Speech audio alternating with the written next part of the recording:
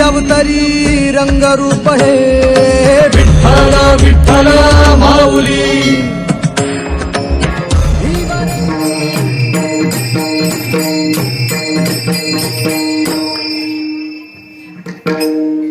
वेदसे चरित्र केले नारायणे रांगता गोधने राखिता हे सोंग सारिणे आरूपे अनंते पुढेही बहुत करणे आहे तुका म्हणे धर्म संस्थापने केला नारायणे अवतार माझी वाणी तुझे वर्णी गुणनाम ऐसी जी प्रेम काही कळा विठ्ठल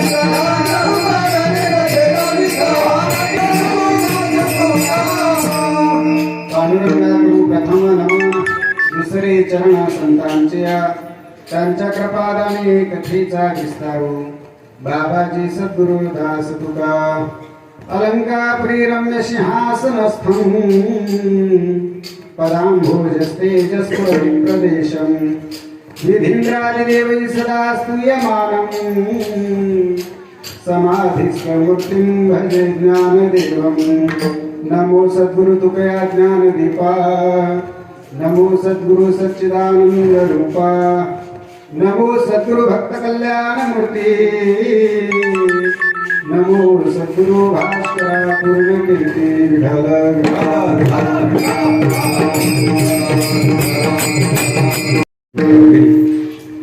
या ठिकाणी हा कीर्तन रूपी सेवा कशा निमित्तानं हे सगळ्यांना करतो आहे. आपल्या ब्रह्मीसारख्या गावामध्ये गेल्या अनेक वर्षाच्या प्रतीक्षेनंतर, कारण मला असं वाटते तिकडच्या गावातल्या सप्त्याला जवळजवळ 14 वर्ष होऊन राहिले आणि तेवढाच गॅप तुमच्या सप्त्याला, म्हणजे रामप्रभूला वनवास किती वर्षात झाला होता किती, आणि बरोबर तुमचा वनवास आजच्या दिवशी 14 वर्षाचा या गावाला पडलेला हा वनवासच होता. कारण 14 वर्ष या गावामध्ये काही कार्यक्रम आयोजित झाला, पण या वेळेला श्री हनुमानजी महाराज यांचं आगमन, ज्ञानोबाराय, तुकोबाराय, समर्थ सद्गुरू श्री गजानन महाराज असे महान संत आपल्या आजच्या दिवशी काय येणार आहेत, गावात येत आहेत. नुसतं गावात येणार नाही, आदरणीय संजयजी महाराज पाचपोर यांच्या हस्ते ते स्थानापन्न सुद्धा होणार आहे. दैव बैसले सिंहासनी, आज ते सिंहासनावर विराजमान होणार आहे. आणि जसे हनुमानजी महाराज आपल्या सिंहासनावर विराजमान होतील तसा आपल्या गावाचा वनवास सुद्धा समाप्त होईल.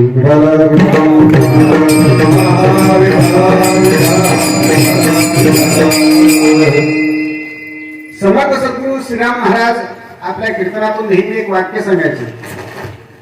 वैकुंठवासी श्रीराम महाराज असं म्हणायचे, ज्या गावामध्ये हनुमंताकडे दुर्लक्ष आहे, मग ते मंदिर असेल तर हनुमंतरायाची सेवा असेल, ज्या गावातले हनुमंतराय उपेक्षित आहे त्या गावात कितीही पिकू द्या, ज्या गावातले हनुमंतराय दुर्लक्षित आहे त्या गावामध्ये कितीही पिकू द्या ते पुरत, ज्या गावात हनुमंतरायाची सेवा असू द्या, कितीही नापिक येऊ द्या, उपाशी राहण्याची वेळ येत नाही.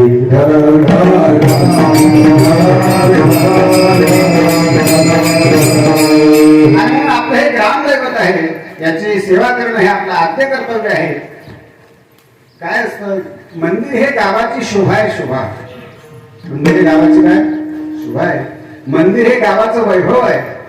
मंदिर हे गावाची प्रतिष्ठा आहे. आणि प्रतिष्ठाच नसेल गावाला, गावाची शोभाच नसेल, गावाचं वैभवच योग्य नसेल तर त्या गावाला काही मूल्य राहत नाही, काही महत्व राहत नाही. आणि म्हणून मंदिर असेल, अर्थात म म्हणजे मंगलता, दी म्हणजे दिव्यता, आणि र म्हणजे रम्यता. जिथं मंगलता आहे, जिथं दिव्यता आहे आणि जिथं रम्यता आहे त्याला मंदिर असं म्हणतात.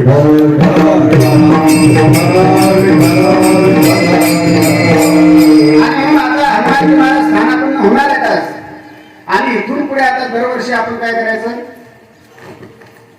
करायचं दरवर्षी इथून पुढे आता सप्ताह करायचा की नाही? झाला ना 14 वर्षाचा वनवास आता. आता इथून पुढे काय करायचं? सप्ताह करायचा, वर्षातून एकदा एक सप्ताह. आणि दर शनिवाराला हनुमानजी महाराजांची आरतीचा उपक्रम आणि सप्ताहाचा उपक्रम आजपासून आपल्या गावामध्ये राबवणं अत्यंत आवश्यक आहे. केला पाहिजे. सप्ताह वर्षातून एकदा दिली पाहिजे थोडीफार वर्गणी, आहे की नाही? कोणाकरता देऊन राहिलो आपण?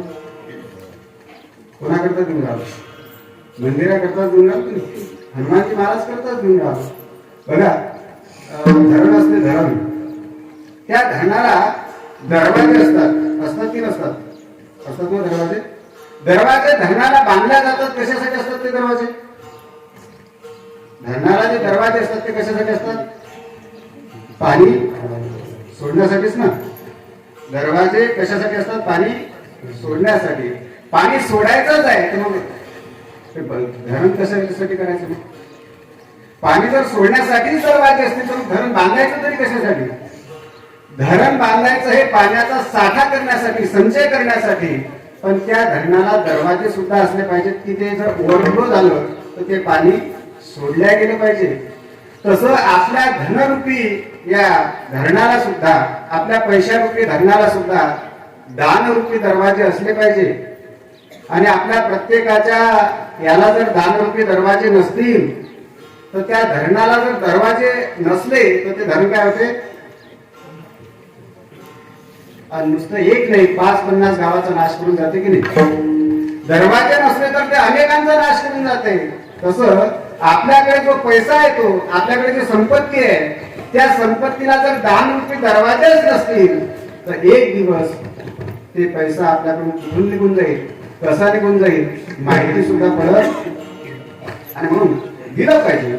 देशासाठी, धर्मासाठी, मंदिरासाठी, गावासाठी आपण नाही करणार तर मग करणार कोणासाठी?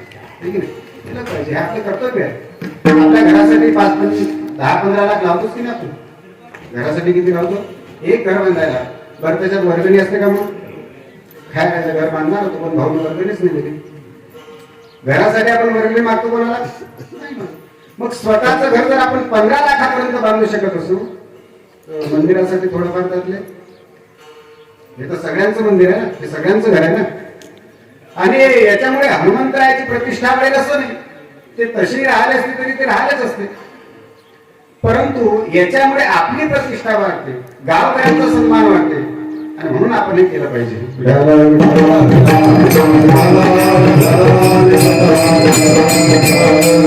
कशासाठी करायचं सप्ताह, कशासाठी करायचे हे सगळे कार्यक्रम? बघा, 80 वर्षाचा म्हातारा होता, 80 वर्षाचा. तसं पाहिलं तर याचा आणि आपला काही संबंध येत नाही. समजा तुम्ही पेट्रोल पंपावर गेले, मग पेट्रोल पंपावर गेल्यानंतर पेट्रोल पंपावाला विचारते का तुम्हाला गाव तुम्ही पेट्रोल टाकणार आहात पण तुम्ही देवाचं काही भजन गिजन करत असता की नाही? असं विचारते पेट्रोलवाला पंपावाला? जाऊ द्या, तुम्ही शेतकरी आहात, तुम्हाला एखादा फवारा आणायचा आहे, मग कृषी सेवा केंद्रावर तुम्ही गेला, मग तिथे एखादा कोणी विचारते का तुम्हाला गाव तुम्हाला फवारा देतो पण तुम्ही देवाचं भजन गिजन काही करत असता का? आणि जर तुम्ही म्हणाल नाही करत तुम्ही काही फवारा भेटत, असं घडते नाही घडत. मग आपला संबंध येतो कुठं? आपल्याला आपल्या मुलाचं ऍडमिशन करायचं आहे शाळेमध्ये, मग ते शाळेवाले प्रिन्सिपल वा अदर जे शिक्षक आहेत ते आपल्याला कधी विचारतात का की गाव तुम्ही काही देव भजन काही करत असता की नाही? आणि तुम्ही जर म्हटलं नाही बा देव भजन काही आपला संबंध नाही, मग जर तुम्हाला ऍडमिशन मिळत नाही, असं घडते. मग परमार्थात आपला संबंध येतो तरी कुठं? बघा, 80 वर्षाचा म्हातारा होता, 80 वर्षाचा वय झालं, 80 वर्षाचं. डॉक्टरकडे गेला, डॉक्टरने बायपास सर्जरी केली, बिल काढलं 10 लाख रुपये. 4-8 दिवस त्याला ठेवलं, चांगलं झाला, सुट्टी दिली. ज्यावेळेला सुट्टी दिली त्यावेळेला त्याचं बिल काढलं 10 लाख रुपये, त्याच्या समोर नेलं, म्हाताऱ्याने ते बिल पाहिलं आणि म्हातारा त्या ठिकाणी रडायला लागला. म्हातारा रडायला लागला. डॉक्टरांनी विचारलं, म्हाताऱ्याला 2-4 दिवसात काही कोणी भेटायला नाही आले, कदाचित म्हाताऱ्याच्या मागे पुढे कोणी नसेल, म्हणून डॉक्टरांनी सांगितलं आप्पाजी तुम्ही काही रडू नका, 1-2 लाख आपण कमी करूयात, 10 लाख आहेत तर तुम्ही 8च लाख द्या. ते म्हातारा पुन्हा रडायला लागले. त्यांनी सांगितलं एक काम करा, आयुष्यमान भारत योजनेमध्ये बसवतो तुम्हाला, पंतप्रधानांची, फुकटात तुमचं ऑपरेशन, रुपया देऊ नका. ते म्हातारा तरी रडत होत. विचारलं शेवटी डॉक्टरांनी, आप्पा मी तुमचे 10 लाख माफ केले, तसेच जा घरी आता, तरी तुम्ही रडताय. त्या म्हाताऱ्याने जे उत्तर दिलं ना, ते उत्तर खूप महत्वाचं आहे. म्हातारा असं म्हणतो, म्हाताऱ्याने सांगितलं डॉक्टर तुम्ही 10 लाखाचं बिल काढलं, मी त्याच्यासाठी रडून राहिलो. आणि मग रडताय कशासाठी? डॉक्टर माझ्याकडे शेती आहे, ती जर मी विकायला काढली तर ती एकराने नाही विकल्या जात. कशाने विकल्या जाते? गुंठ्याने. गुंठे मंत्री आहोत आपण. आपली शेती ही गुंठ्याने जाते, इतका पैसा आहे म्हणजे माझ्याकडे. म्हटलं मग रडत कशासाठी होते? डॉक्टर रडत त्याच्यासाठी होतो, आज माझं वय 80 वर्षाचं आहे आणि तुम्ही माझं 3 तास ऑपरेशन केलं. 3 तास तुम्ही माझं हृदय सांभाळलं. 3 तास हृदय सांभाळलं तर बिल किती काढलं? किती काढलं?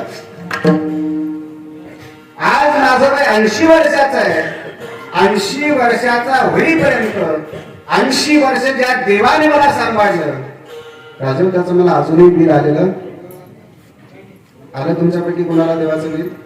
इतके वर्ष जगले, इतके वर्ष आम्ही तुमचं हृदय सांभाळलं, आलं कोणाला? मग विचार करा, 3 तास जर ऑपरेशन केलं तर 10 लाख बिल निघते. इतके वर्ष आपण जगून राहिलो, आपल्याला अजूनही कुठेही बिल आलेलं. मग देव जर आपल्याला हे सगळं शरीर संपत्ती देत असेल तर वर्षातून एकदा त्याच्या नावाने सप्ताह करायला काय अडचण आहे?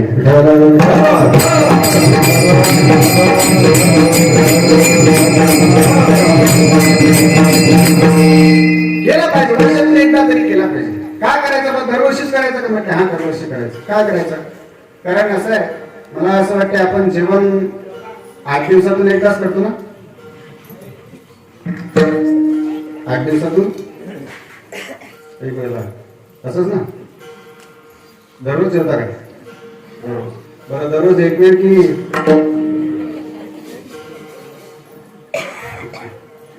आपल्याला अन्न हे दररोज लागते. कशासाठी जेवायचं? कशासाठी करायचं जेवण? ज्ञानोबा उत्तर देत आहेत.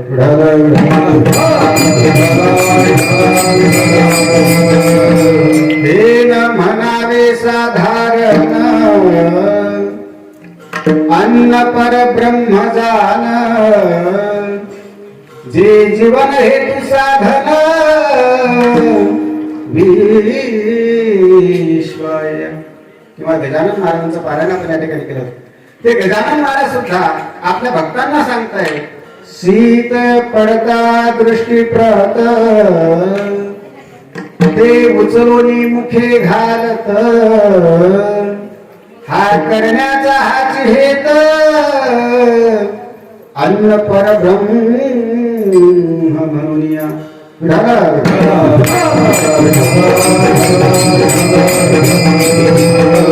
जेवण केलं पाहिजे. बरं, आपण जे जेवण रोज करतो त्याच्यात काही बदल असते का? तेच पोळी असते, तेच भाकर, तेच घर, तेच काय बदलतात?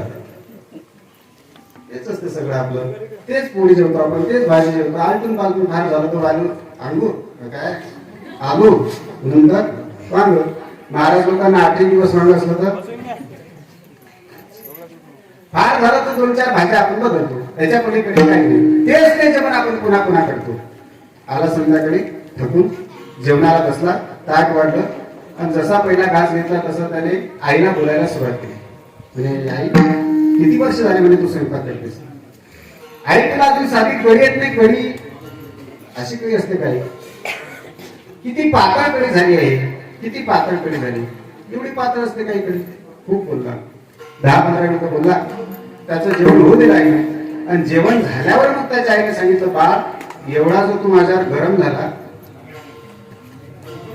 कढी पातळ झाली म्हणून कढी कोणी केली? म्हणे बाळा ही कढी मी नाही केली म्हणे. कोणी केली? तुझ्या कोणी केली? तुझ्या बायकोने केलेली आहे म्हणे. आणि नेमकीच ती बायको समोर आली होती. याची भाषा लगेच बदलली. त्याने सांगितलं, आई कढी पातळ आहे पण टेस्टी आहे. पातळ आहे पण कशी आहे?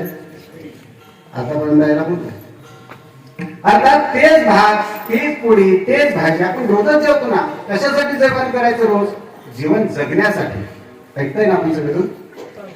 जसं जीवन जगण्यासाठी जेवण महत्वाचं आहे ना, जीवन जगण्यासाठी जसं जेवण महत्वाचं आहे तसं चांगलं जीवन जगण्यासाठी गावात सत्ता हा महत्वाचा आहे.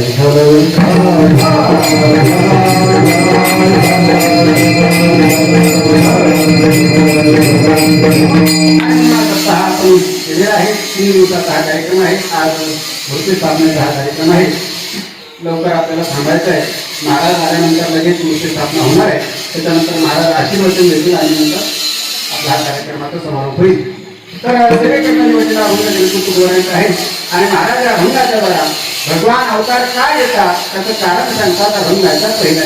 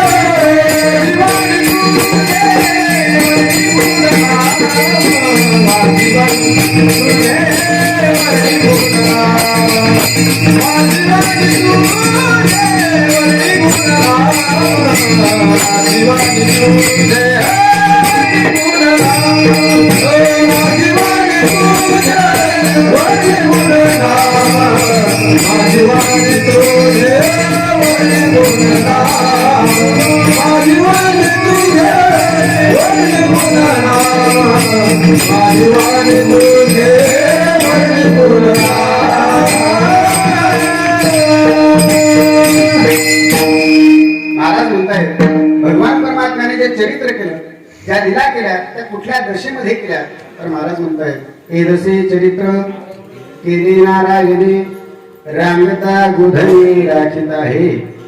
रांगत असताना आणि गोचारण करत असताना, गाई राखत असताना आणि अंगणामध्ये रांगत असताना भगवान परमात्म्याने हे चरित्र केलं. बघा, चरित्र हे देवाचं असते.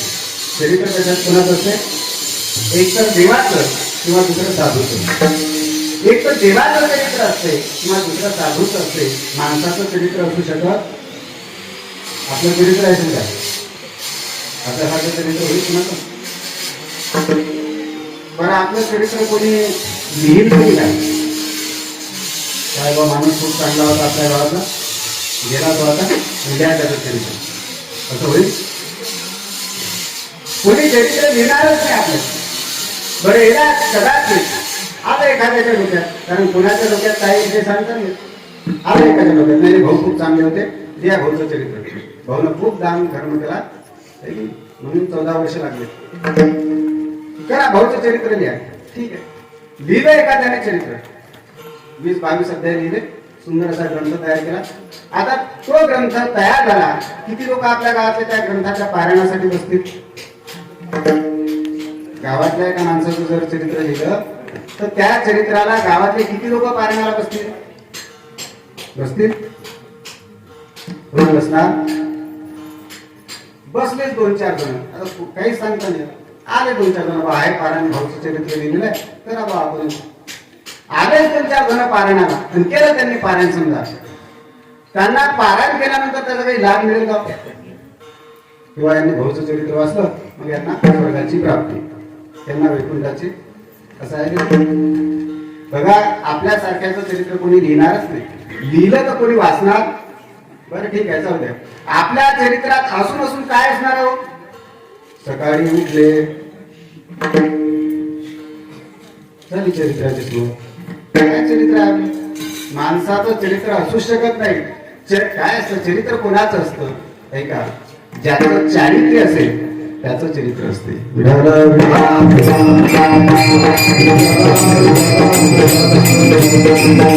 ज्याचं चारित्र्य आहे, आचरण संपन्न ज्याचं जीवन आहे त्याचंच चरित्र असू शकते.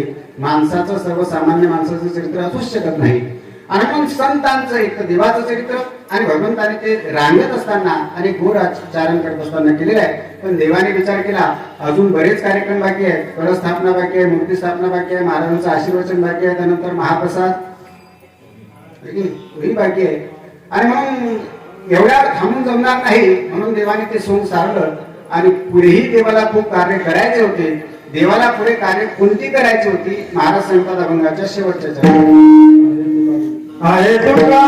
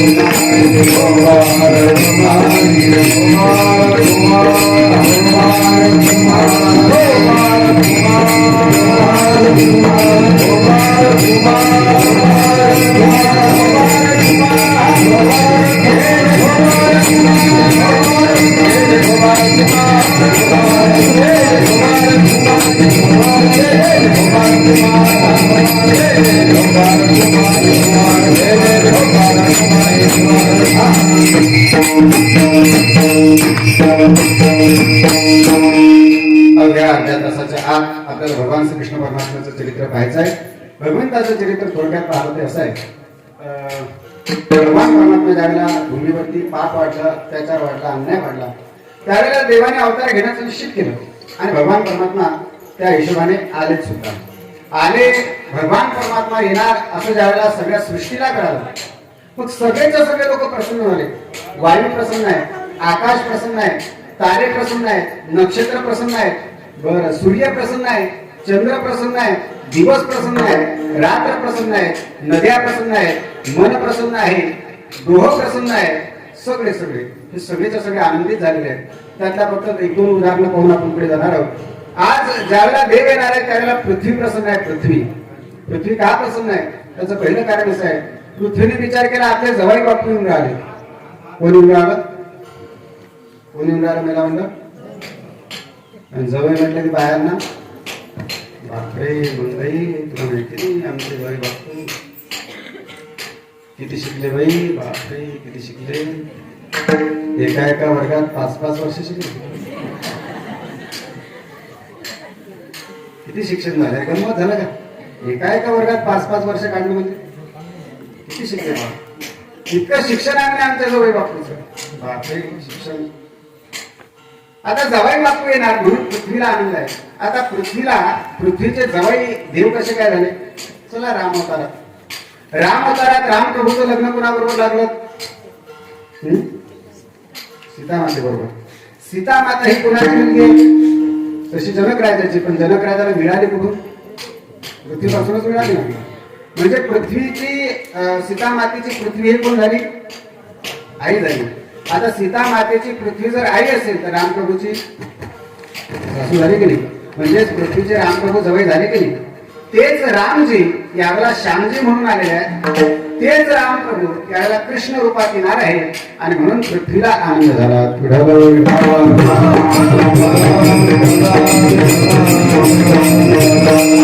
सगळ्यांना आनंद झाला. भगवान परमात्म्याचं प्रागट्य झालं.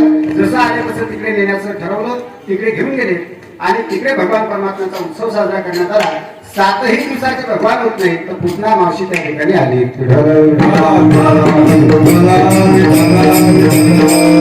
आता पुतना ज्यावेळेला निघाले, पुतणीने इतका शृंगार केला, इतका शृंगार केला, इतका मेकअप केला होता पुतण्याने की पुतण्याने तो मेकअप केल्यानंतर, शृंगार केल्यानंतर पुतना जशी ब्रह्मी गावात आली तसं ब्रह्मीतल्या लोकांना असं वाटलं आपल्या गावात साक्षात श्रीदेवीच आली की काय.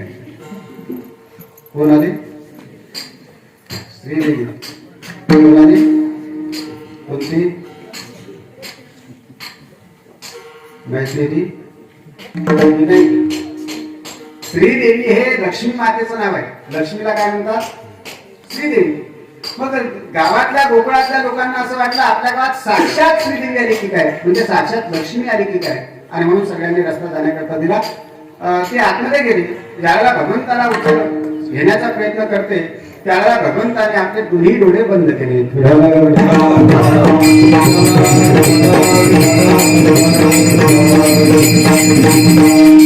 विभुत्यतांगारकमारिकाग्रहं चराचरात्मासनिमीलितेक्षणं. भगवान परमात्मा डोळे बंद करतात. आता देवाने डोळे बंद काय केले त्याचे 22-23 कारण आहेत. त्यापैकी 4-2 कारण सांगतो आणि पुढे जातो. पुतना आपल्याला मारण्याकरता आली, म्हणजे हिला मारूनच आपल्याला दुष्टांना मारण्याचा शुभारंभ करायचा आहे. तर मग हिला मारण्याच्या आधी आपण मंगलाचरण केलं पाहिजे, गणपती बापांना नमस्कार केला पाहिजे. याच्याकरता देवाने काय केलं? डोळे बंद केले. एक संत कहते भैया ऐसी बात नहीं, भगवान ने इसलिए आंखें बंद नहीं की. भाई आप बताइए किसलिए आंखें बंद करते? वो संत कहते देखिए भगवान की जो 2 आंखें है वो है चंद्र और सूर्य. तो दोनों नेत्रों ने सोचा, दोनों आंखों ने सोचा पुतना आई है, इसका मतलब इसका उद्धार होना भी कंफर्म है, ये पक्का है, तय है कि इसका उद्धार होना ही होना है. जब इसका उद्धार होना कंफर्म है तो भगवान इसे किसी ना किसी रूप में जरूर भेजेंगे. भगवान चाहे इसे किसी भी लोक में क्यों ना भेजे, हम चंद्र और सूर्य लोक में इस पुतना के लिए कोई जगह नहीं, इसलिए भगवान ने आंखें बंद कर ली.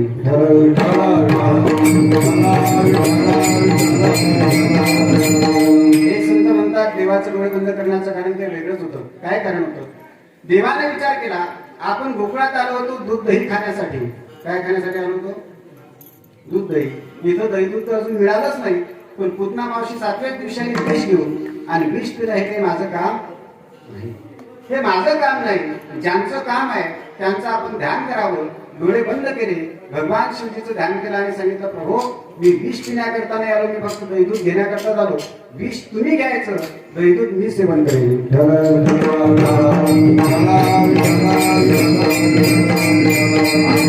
अशा अनेक कारणात शेवटी पुतण्याने जवळ घेतलं. जसं जवळ घेतलं तसं देवाने दुग्धपान केलं, विषही घेतलं आणि प्राणाचंही शोषण भगवान द्यायला करायला लागले. मग ती घाबरली. सामूहिक भीती प्रभासिनी निष्पीड्यमाना खिल जीव मर्मी. मुळीच सोडत नाही आम्हाला सोड. कृष्णाने सांगितलं मावशी आम्ही कोणाला पकडतोच, मावशांनी कोणाला पकडतच नाही. आणि एखाद्याला जर पकडलं तर त्याला सोडत मधातच पकडायचं, मधातच सोडून द्यायचं. तर स्वार्थी लोकांचं काम आहे. हे तर स्वार्थी लोक करतात. मधातच पकडायचं, मधातच सोडून द्यायचं, हे काम तर स्वार्थी लोकांचं आहे. मी देव आहे देव. मी जर मावशी तुला मधातच सोडलं तर तुझा उद्धार कसा होईल? आणि म्हणून आता तुझा उद्धार करूनच मी तुला सोडेल. याच्याकरता भगवंतानी डोळे बंद केले.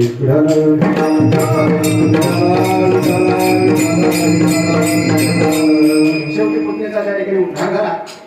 शुकाचार्य सांगतात राजन ही पुतना सगळ्या दृष्टीने वाईट होती, चुकीची होती, पण तरी सुद्धा देवाने हिचा उद्धार केला.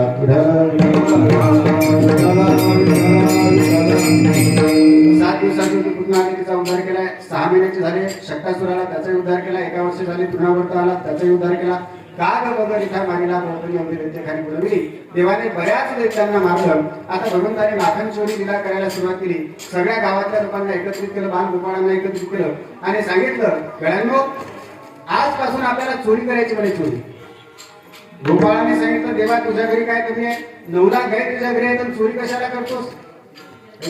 म्हणून बऱ्याच लोकांचा आरोप आहे की तुमचा देव कसा आहे? तुमचा देव कसा आहे? चोर आहे, चोर. कारण त्याने काय केली? चोरी केली. बघा आपण देवाला चोर म्हणू शकत नाही, त्याचे कारण सुद्धा मी नंतर देईन. पण देवाने सांगितलं बघा माझ्याकडे तर भरपूर आहे, मी घरचा श्रीमंत आहे, मला याची गरज नाही. पण तुमच्याकडे बघा ना, सगळे अगरबत्ती शाप झाले. असे जर तुम्ही राहिले तर आपल्याला कंसाला कसं मारता येईल? त्याच्यासाठी आपण सशक्त झालं पाहिजे. आणि सशक्त होण्यासाठी दही दूध खाणं गरजेचं आहे. कारण ते आपल्याला तसं मिळत नाही.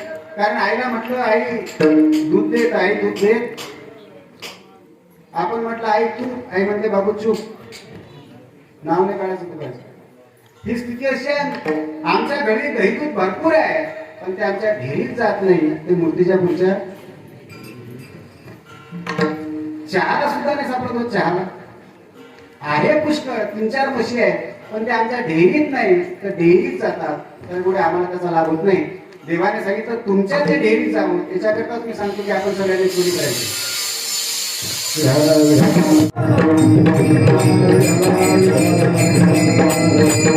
बिभ्रद्वेणुं जठरपटयोः श्रीङ्कवेत्री च कक्षे वामी पानौ श्रीलकवनं तत्फलान्यङ्गुलिषु तिष्ठन् मध्ये स्वपरिसुहृदु हास्यं नरमभिस्वै स्वर्गे लोके मिशिति बुभुजे यज्ञ भोपालकेली गोपाल कृष्ण भगवान की जय. बघा आज आपल्या ब्रह्मी गावामध्ये हे जे मंदिर झालेलं आहे, अर्थात एक असं एका दिवसात तयार झालं. 2-3 वर्ष लागले. त्यात मला 2 वर्ष कोरोनाचे गेले. 2-3 वर्षापासून संजय महाराज जे या ठिकाणी येत राहिले, मिटिंगला येत राहिले, बैठकीला येत राहिले. तुमच्या गावकऱ्यांशी त्यांनी चर्चा केली आणि तुमच्या गावातले 4-5 मुलं त्यांना सापडले की ज्यांनी संजय महाराजांनी दिलेला शब्द पाळला आणि पुढाकार घेऊन, त्याचा अर्थ गावातल्यांनी केलं नाही असं नाही, सगळ्या गावकऱ्यांचा. कारण कसं आहे, एकल्याचा नव्हे खेळ म्हणून हे मेळ. कोणताही कार्यक्रम म्हणा, मंदिर म्हणा, हे एकट्याचं नसते, ते सार्वजनिकच असते. पण त्यामध्ये हे पुढाकार घेणं आणि त्याच्यासाठी स्वतःचा शरीर झिजवणं, त्याच्यासाठी स्वतःच्या प्रपंचातले कामं बाजूला टाकून या मंदिर बांधकामासाठी वेळ देणं, हे महत्वाचं नाही का? आपण तर वर्गणीतून मोकळे होतो, हे घ्यावं आणि वरून हिशोब विचारायला विचारतो कारण एवढंच लागले, बाकी जेवढे. अशी स्थिती आपली. वेळ तर आपण देतच नाही, पण हिशोब विचारायला पुन्हा आपण हजर होतो. ज्यांनी इथं वेळ दिला परमार्थामध्ये, मंदिर कामासाठी, धर्म कार्यासाठी वेळ देणं हे अत्यंत महत्वाची गोष्ट आहे. रिकाम कोण आहे? शेवड्या पुरा सांगा तुम्ही. शेवड्या पुरा अरे दुकानातून एक पुढ्यावर तेही म्हणते बा आपलं रिकाम पण नाही म्हणते. शेवड्या पुरा म्हणते माझं रिकाम पण नाही. मग बिझी रिकाम पण आहे कोणाचं? सगळेच बिझी आहे, मान्य आहे. पण तरी सुद्धा प्रपंचासाठी वेळ काढतोच की नाही आपण? रात्रंदिवस खटाटो करतोच तरी प्रपंचासाठी. बरं, ज्यांच्यासाठी आयुष्यभर पुराणं राजा ते म्हातारपणी बाजूला लोटतात ना. म्हणून थोडाफार परमार्थही जीवनामध्ये केला पाहिजे. थोडाफार वेळ या मंदिरासाठी, गावच्या म्हणजे प्रतिष्ठा आहे आपल्या गावाची, वैभव आहे आपल्या गावाचं, ते आणि याच्यासाठी आपण वेळ दिला पाहिजे. ज्यांनी वेळ दिला, हरिभक्त परिणामचे विष्णुभाऊ चढे, वैभव भाऊ ठाकरे, अतुल भाऊ सांगोळे. अतुल भाऊंनी सुद्धा खूप मेहनत घेतली या मंदिरासाठी. त्याच्यानंतर रामदास भाऊ, सगळे गावकरी मंडळी. या 3-4 जणांनी विशेषत्वाने याच्यात जातीनं हजर राहून, प्रत्येकाकडून वर्गणी जमा करून आणि प्रत्यक्ष इथे राहून, मी तसं तर आधीपासूनच ज्यांनी केलं. 2 दिवसापासूनही ते झटत होते. मी रात्री सुद्धा पाहिलं. रात्री कीर्तन 11 वाजेपर्यंत चाललं. त्याच्यानंतर पुन्हा या मंडळींनी, हे दिसले नाही कुणाला, पण रात्री 2:30 वाजेपर्यंत हे मंडपात होते, इथे मंदिरात होते. साधी गोष्ट आहे ना. 11 वाजेपर्यंत कीर्तनात थांबायचं. त्यानंतर 2:30 वाजेपर्यंत इथलं जे मंदिर जे काल पाडण्यात आलं ते सगळं सफाई केली आणि सगळं बाजूला नेऊन टाकलं 2:30 वाजेपर्यंत. आणि पुन्हा ब्राह्मण देवाने काय सांगितलं, सकाळी किती वाजता हजर व्हायचं? 5:30चीच वेळ दिलेली होती. रात्री 2:30 वाजता हे सगळं काम आटपून घरी जाणं आणि पुन्हा 5:30 वाजता इथं. साधी गोष्ट वाटते का? साध्या आहे. म्हणून त्या 3-4 जणांनी ज्यांनी याच्यामध्ये प्रयत्न केला, एखाद्याचं नाव सुद्धा असेल कदाचित माझ्याकडनं, मला माहिती नाही, पण 3-4 नावं दिसतात म्हणून मी ते पाहतो.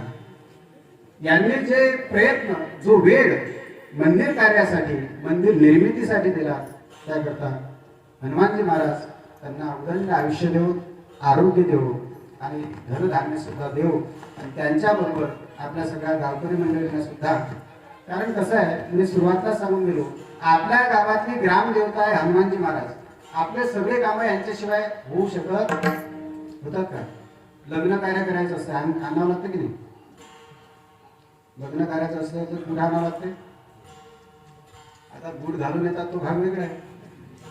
गुढ घालून नरदेवाच्या छाता घाला, हनुमंताच्या गुढ घालणं ठीक आहे. त्या दिवशी नरदेव असतो आपण, देवच असतो आपण, मान्य आहे. पण हनुमंताच्या समोर नाही पाहिजे, चुकीची पद्धत आहे. लोक म्हणतात नाही नाही आज तो देव आहे, आज चालते सगळं, काही चालत नाही. मंदिरात नाही चालत, इतर ठिकाणी चालत असेल. हनुमानजी महाराजांच्या समोर गुढ घालून दर्शन त्याच्यापेक्षा न केलेलंच बरं आहे. मग गुढ घालून देवाच्या समोर चुकीची पद्धत आहे. आपलं प्रत्येक कार्य बरं गेलो आपण, गेल्यानंतर सुद्धा शेवटी कुठे यायला लागते. म्हणून ग्रामदैवत हनुमानजी महाराज हे जर प्रसन्न असतील तर गाव सुद्धा प्रसन्न राहील. हनुमानजी महाराज, ज्ञानोबराय, तुकोबराय, गजानन महाराज हे सगळे आज इथं आपल्या गावामध्ये प्रतिष्ठित होणार आहेत. असे प्राणा प्रतिष्ठन तू असे प्राणाक्षर तुझ. आज भूदेव या ठिकाणी संजयजी महाराजांच्या माध्यमातून त्या मूर्तींमध्ये प्राण प्रतिष्ठा करणार आहेत. म्हणजे प्राण त्याच्यामध्ये येणार आहे आणि प्राण एकदा मूर्तीमध्ये आला की ती मूर्ती सजीव होते आणि मूर्ती एकदा सजीव झाली की तिचं सगळंच करावं लागतं. तिला नैवेद्य तरी महाराज शास्त्रीय मान्यता अशी आहे, कमीत कमी 3 दिवस जर आपण म्हणजे सुतकाचं सोडून द्या, सुतकातला प्लेट सोडून द्या, तसं जर आपण 3 दिवस आपल्या घरच्या देवाला स्नान नाही केलं तर 4थ्या दिवशी त्या देवाचं देवत्व राहत नाही. म्हणून आज या प्रत्येक मूर्तीमध्ये प्राण येणार आहे, मूर्ती सजीव होणार आहे आणि पुन्हा मग सजीव झाली की त्याला नैवेद्य, त्याचे स्नान हे सगळं करण्याची जबाबदारी कोणाची आहे? आपल्या गावकऱ्यांची आहे. आपण ती पार पडावी, पार पडाल असा आशावाद या ठिकाणी व्यक्त करतो. झालेली सेवा भगवंताच्या चरणी, संत महात्म्यांच्या चरणी, हनुमानजी महाराजांच्या चरणी हा कार्यक्रम होत आहे. आणि या कार्यक्रमाला प्रत्यक्ष जरी हजर नसले तरी या कार्यक्रमासाठी त्यांचे आशीर्वाद महत्वाचे आहेत. हरिभक्त परायण परम आदरणीय परमपूजनीय गुरुवर्य तुकारामजी महाराज सखारामपूरकर महाराजांचा आशीर्वाद या कार्यक्रमासाठी आहे. आणि जे प्रत्यक्ष हजर आहेत श्री हरिभक्त परायण परम आदरणीय परमपूजनीय श्रद्धेय संजयजी महाराज पाचपोर यांच्या हस्ते महान व्यक्तिमत्व आहे. महाराज या महाराजांना जर कसं बोलवायचं म्हटलं आपल्या गावात की बाहेर घ्या एखादी तारीख घ्यायला 3 वर्ष लागतात. संजय महाराज जे आपल्या गावात तसे झाले बैठकीला स्वतःहून, त्यांची जर तारीख घ्यायची म्हटली तर 3 वर्ष लागतात. 3 वर्षानंतर भेटते. शिवाय पाटील साधी गोष्ट नाही. महाराष्ट्र लेवलचे आहेत, महाराष्ट्राच्या बाहेर सुद्धा महाराज फिरतात. पण तरी सुद्धा महाराजांच्या अंतःकरणात ही तळमळ आहे की जे जे मंदिर जीर्ण झाले असतील त्यांचा जीर्णोद्धार झाला पाहिजे. आपण जो पैसा या क्षेत्रात मिळवतो तो या क्षेत्रात झाला पाहिजे. मिळवतात तर सगळेच जण, बऱ्याच लोकांना पैसा मिळतो, पण तो परमार्थात घालवणं, परमार्थातून मिळालेला पैसा परमार्थातच खर्च करणं हे मात्र कमी लोक करतात.